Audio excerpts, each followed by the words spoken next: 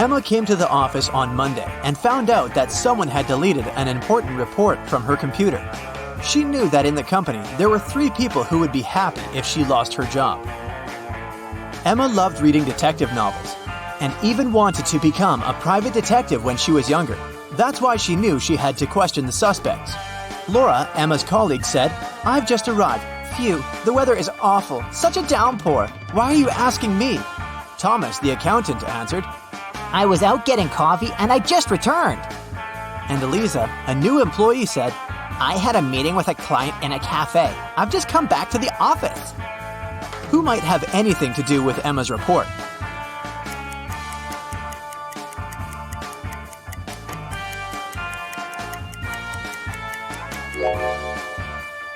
Eliza. Pay attention to the suspect's feet. Thomas's and Laura's shoes are wet. They got caught in the rain, but Eliza's high heels are perfectly dry. She must have lied about going out to meet with a client.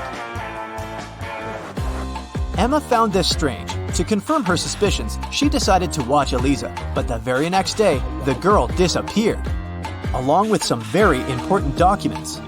Emma's boss asked her to help him return the documents. He didn't want to inform the police yet. Despite all, Emma was happy. She could fulfill her dream of becoming a detective. Eliza's computer was protected with a password. After an hour of failed attempts, Emma finally noticed a piece of paper on the floor under Eliza's desk. She picked it up. "I'm made up of 2 words joined together. I'm a dish. My first half is a famous genre. My second part is a grain. What am I?" The answer to this riddle might be the password, but what is it?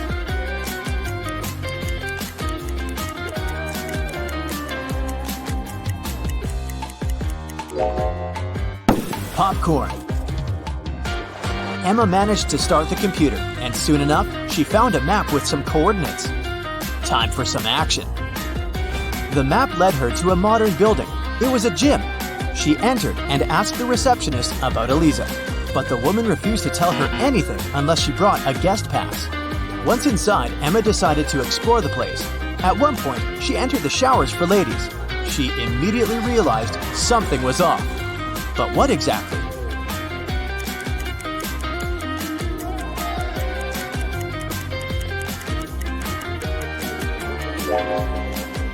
See that man reflected in the window?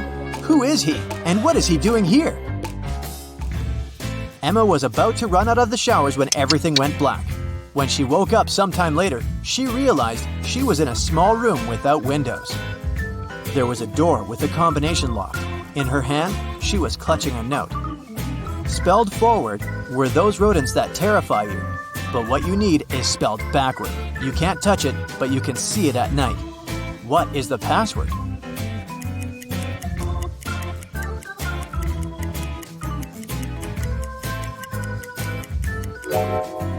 The rodents the note speaks about are rats. Then the word Emma needs is star. The girl managed to open the door. She rushed out of the room but stopped abruptly. She saw a large armchair.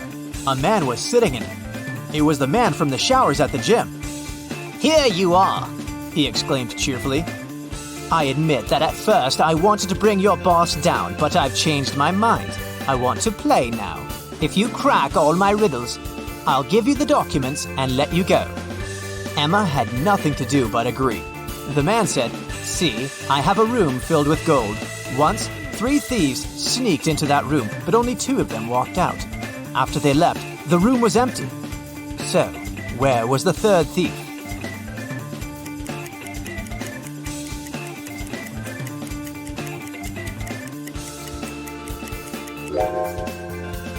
The 3rd criminal was in a wheelchair. He didn't walk. He rolled out of the room. "Good job," the man shouted and pressed some buttons on the armrest of his chair. Emma screamed as she felt herself falling through the floor.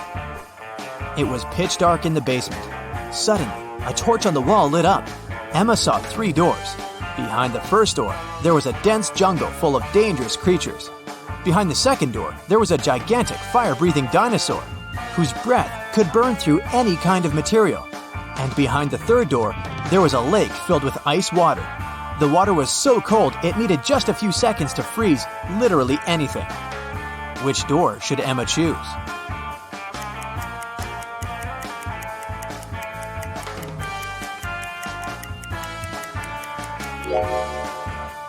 She should walk through the second door. Even if dinosaurs were still around, they wouldn't be able to breathe fire. It was the correct decision. The dino turned out to be a skillfully made statue. But there was just one door leading out of the room, and it was locked too. Ah! Emma was starting to get impatient. Luckily, there was another note with a hint. There were drawings on it. A banana, a sunflower, a rainbow, and an apple. Emma thought for a while, then pressed 4 numbers on the panel near the door. The code was correct, and the door opened. What numbers did the girl press?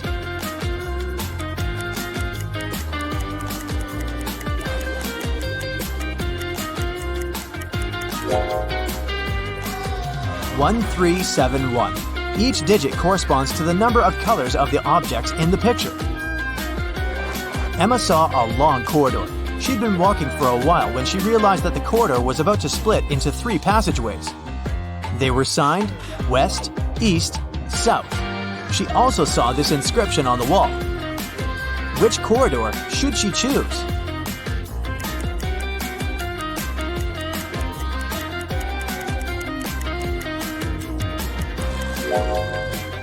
Emma tilted her head and looked at the inscription upside down.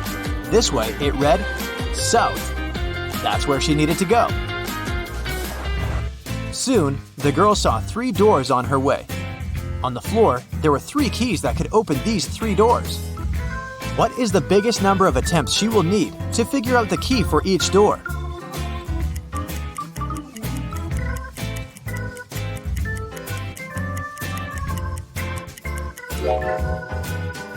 Six. 3 attempts for the first key and all 3 doors. 2 attempts for the second key and the remaining 2 doors. And 1 attempt for the third key and the last door. Emma decided to go through the left door. And guess what? She ended up in the room with the armchair again.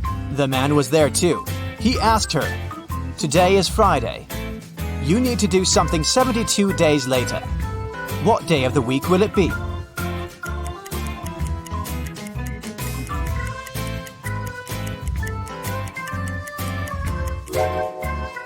Emma understood it really fast. It would be Sunday. Look, 72 days equals 10 weeks plus 2 days. And 2 days from Friday, that's Sunday. The man was getting irritated. "Well, and how good are you at math? Look at this sequence. What are the next 2 numbers?"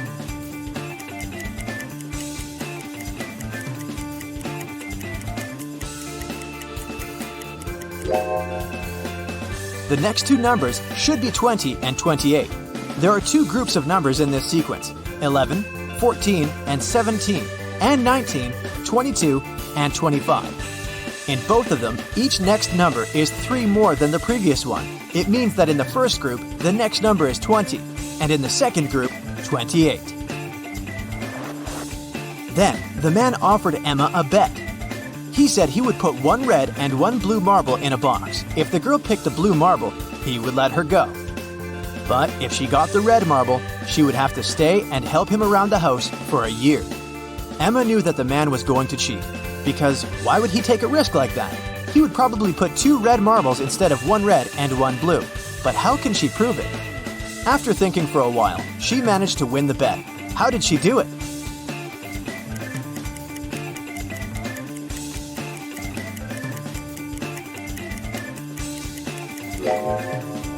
Emma picked a marble and quickly put it in her mouth without showing it to the man. The marble that remained in the box was red. According to the rules, it meant that the marble Emma had chosen was blue. The man didn't want to admit that he had tried to cheat. "Okay, I'm not going to go back on my word, but here's the last riddle. If you crack it, you're free to go. How can you turn 6 into an odd number?"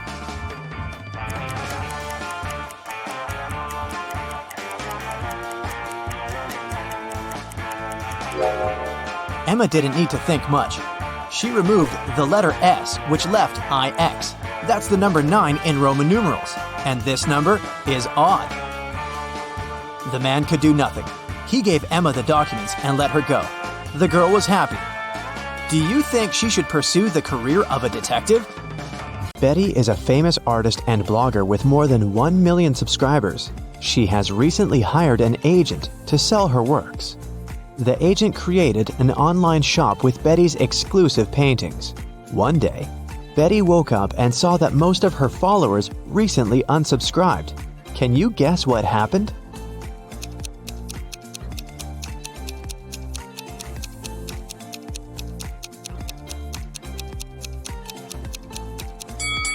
Take a look at the items in Betty's shop. Van Gogh painted the Starry Night, not Betty. The agent tried to sell fake art through her shop. The next day, Betty visited her favorite cafe. She made an order and went to the ladies' room to wash her hands. She found this beautiful ancient necklace. 3 people approached her to claim the jewelry.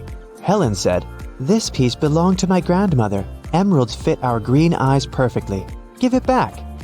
Fiona said, "My necklace used to have a weak lock. It must have been broken when I was combing my hair." Julia said, "Hey, it's mine. I lost this necklace in the ladies' room." Who should Betty give the necklace to?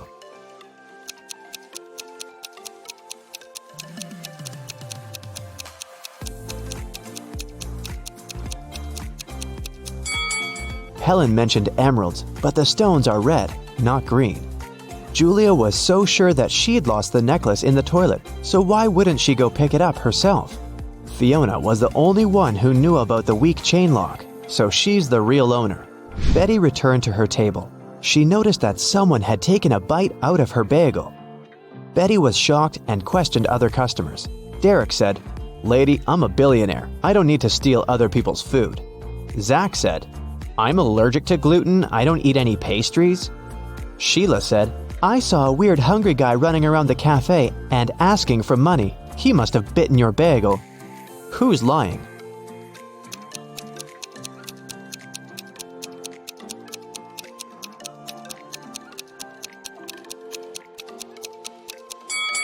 Zach. If he doesn't eat any pastries, why did he order pancakes? Fiona wanted to thank Betty for the necklace, so she bought her lunch. The women sat down together and began to talk. Betty asked Fiona about her job. Instead of answering, Fiona showed her family tree. Can you help Betty figure this out?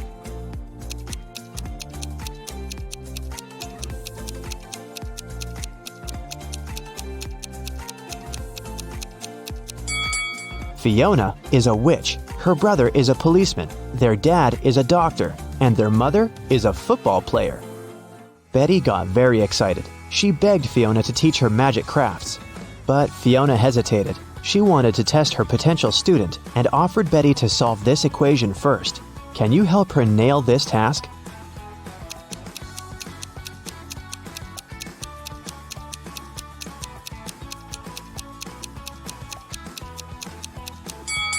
Many people fail to solve this equation because they don't pay attention to details. In this puzzle, every emoji, including the witch, wand, and the broom, symbolize different values. Before calculating the equation, let's find out the value of single things. First, calculate the value of one witch. It's 15.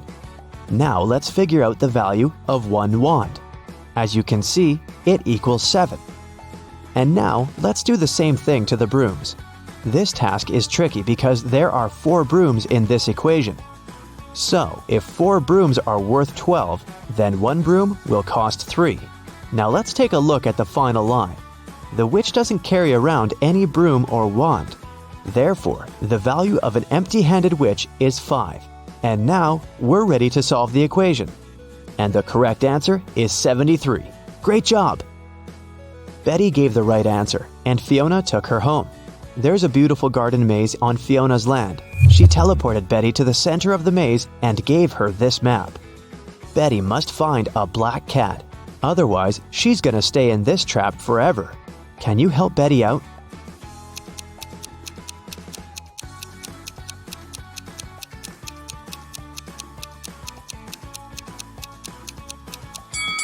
Here's the way. Betty wanted to run back to the castle as soon as possible. Suddenly, a creepy zombie started chasing her. It looked hungry. Betty was running away and noticed 3 paths.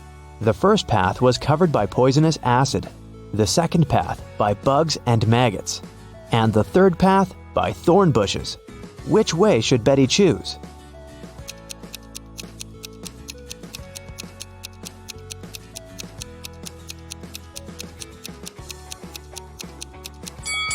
Betty should choose the second path. Bugs and maggots are gross, but they're harmless. Fiona asked Betty to serve dinner for a witch party in her castle. Can you count how many witches have arrived at this event?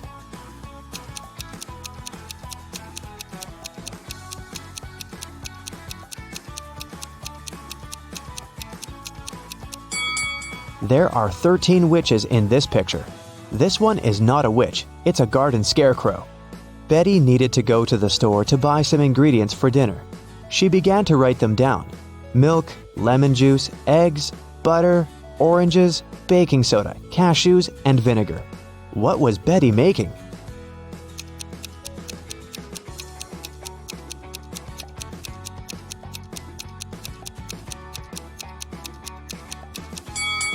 Have you guessed? Betty was making a shopping list. Betty served the witches the first meal. Can you guess what exactly?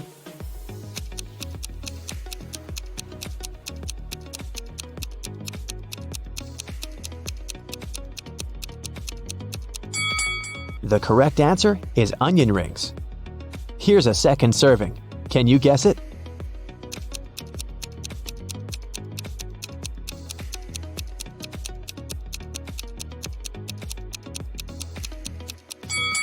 It's blueberry. What about this dish?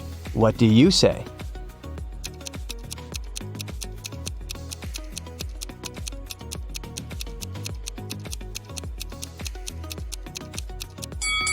It's popcorn. Here's the next one.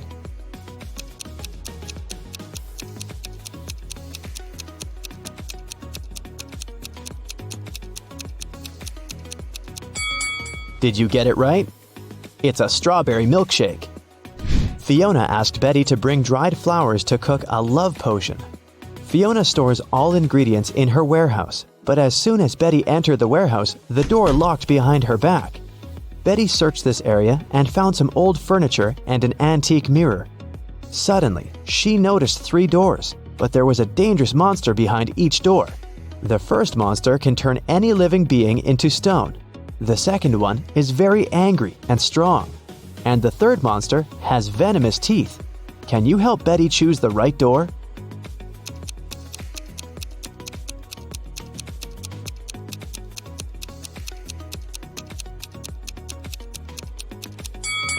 Betty should open the first door and show the mirror to the monster so that it would turn into stone.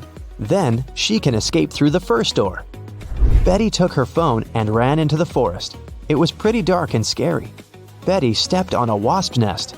Wasps were everywhere. What should Betty do? Wave her arms to scare the wasps? Run away as fast as she can? Or walk away slowly? What do you think?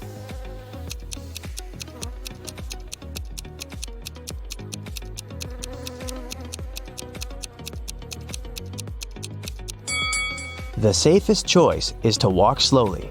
Waving hands and running is too dangerous. The wasps will get angry and sting her. Betty has returned to the party, but when she saw the crowd of witches by the fire, she got scared and ran away. Why?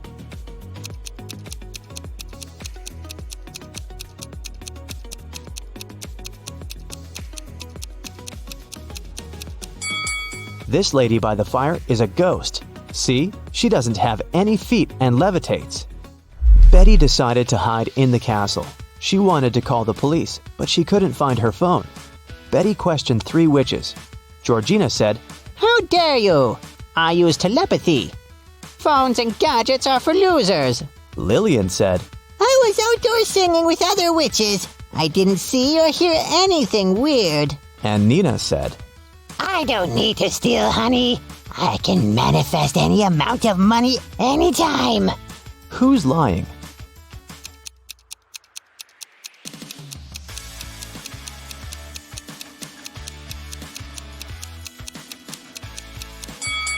Georgina, take a look at her ears. She's wearing earphones, but she said she didn't use any gadgets. Fiona got very angry when she found out that Betty had interrogated her dearest friends. Betty apologized. Fiona said, Okay, I'll let you stay, but you must answer 3 questions. Here's the first one. I've been here for 1,000,000 years, but I'm never more than a month old. What am I?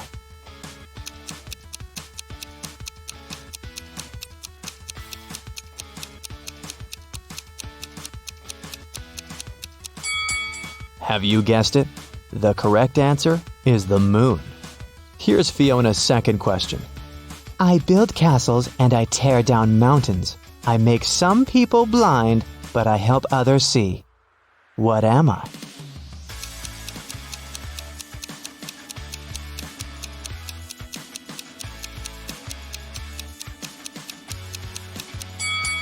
The correct answer is sand. And the third question is, I can be long or I can be short. I can be bought or I can be grown. I can be painted or I can be bare. I can be round or I can be square. What am I?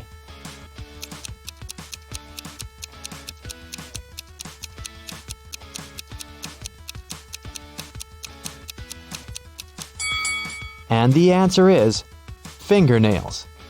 The party was still on. Fiona went upstairs to change her dress. In 5 minutes, Betty heard a scream from Fiona's bedroom and found her unconscious on the floor. Betty asked one question to 4 suspects. What have you been doing for the last 5 minutes? Jenny was roasting marshmallows by the fire. Gemma said, I've spent the last 30 minutes in the pool.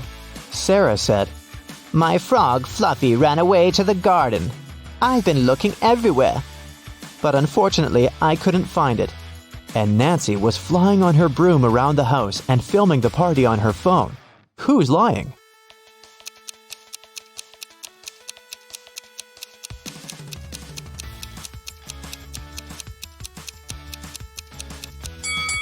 Sarah. Her frog is sitting in her pocket. Suddenly, someone turned the lights off. Betty woke up in jail. She found this clue on the floor. It said, explain this code and you'll be free. Can you help Betty?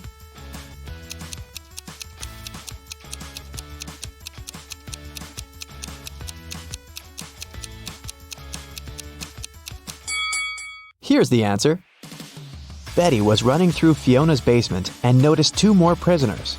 She figured out that one of them was planning to escape. Can you guess who?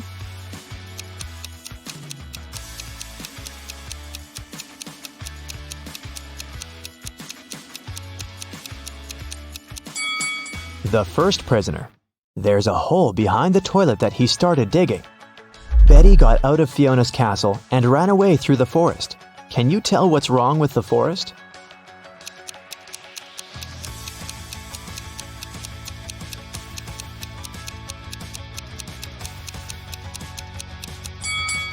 Look at the trees. They all cast shadows, but the big oak tree's shadow is in the wrong direction.